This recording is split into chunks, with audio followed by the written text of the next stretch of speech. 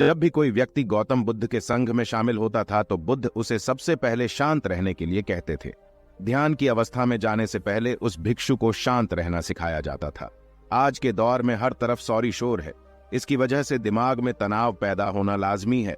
ऐसे में अगर आप हर रोज कुछ देर मौन रहने का अभ्यास करते हैं तो इससे आपके तनाव पैदा होने वाले हार्मोन के लेवल में कमी आती है। इससे आपका दिमाग शांत होता है, गुस्सा नियंत्रित रहता है और तनाव बढ़ाने वाले हार्मोन्स का लेवल घटता है।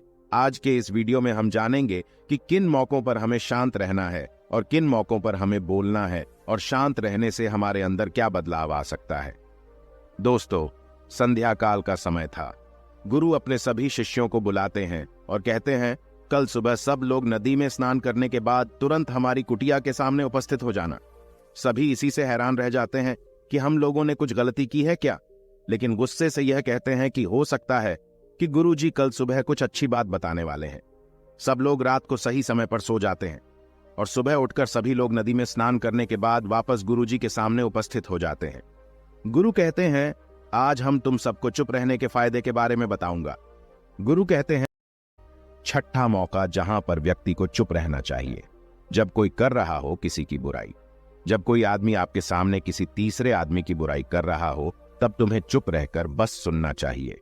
अपनी राय व्यक्त नहीं करना चाहिए, क्योंकि जो आज आपके सामने किसी तीसरे की बुराई कर रहा है वह कल किसी और के सामने आपकी बुराई भी कर सकता है।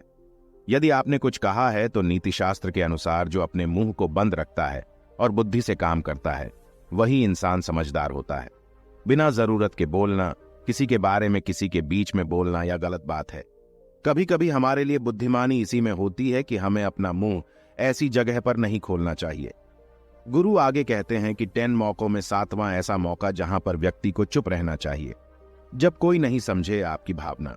यदि आपको लग रहा है कि कोई व्यक्ति आपकी भावना, दुख या परेशानी को शब्दों में नहीं समझ रहा है, यदि आपको लग रहा है कि सामने वाला व्यक्ति आपकी भावना या दुख को या आपकी जो परेशानी है उसको वह समझ नहीं पा रहा है या समझने का प्रयास ही नहीं कर रहा है या वह आपको ध्यान से सुन ही नहीं पा रहा है, तो ऐसे व्यक्ति के सामने आप चुप ही रहें, क्योंकि ऐसे लोगों को आपकी भावना या दुख से कोई मतलब नहीं होता है।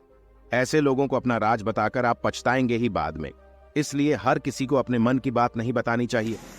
अगर आपको लग रहा है कि सामने वाला आपकी बात को नहीं समझ पा रहा है, आपकी भावनाओं को नहीं समझ पा रहा है, तो वहां पर आपको नहीं बोलना चाहिए, क्योंकि आज में आपका मजाक ही बन जाएगा जब आपको लगने लगे कि सामने वाला आपकी भावनाओं को ठीक तरीके से समझ रहा है। आप जो कह रहे हैं वह ठीक से सुन रहा है, तभी आप उसे अपनी बात कहें। गुरु कहते हैं कि 8वां मौका जहां पर आपको चुप रहना चाहिए, जब कोई इंसान अपना दुख व्यक्त करे। यदि कोई इंसान अपने दुख या परेशानी को आपको बता रहा है तो इसका मतलब यह है कि वह आपको अपना समझ रहा है। ऐसे में तुरंत ही उसे समाधान बताने के बजाय चुप रहकर उसके दुख या समस्या को सुने। उसके दुख या समस्या को किसी और को न बताएं। वह इसलिए नहीं बता रहा है कि उसकी समस्याओं का समाधान कर देंगे, बल्कि वह इसलिए भी बता रहा है कि सामने वाला उसकी बात को समझ रहा है।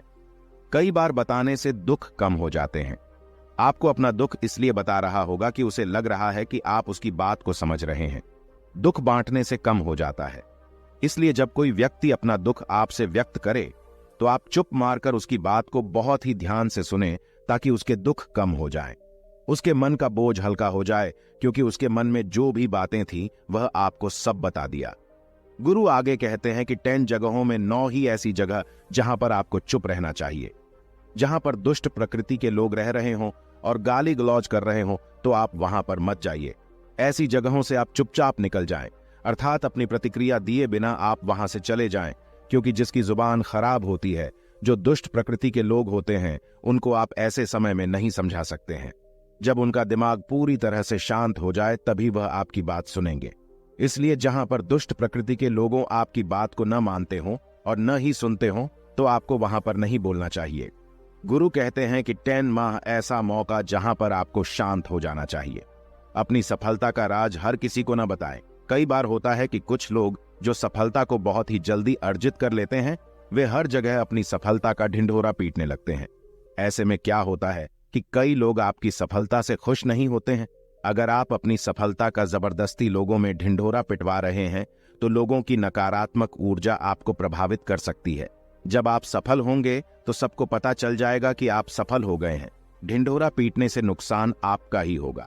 इतना कहकर गुरु ने कहा, शिष्यों, आज के लिए बस इतना।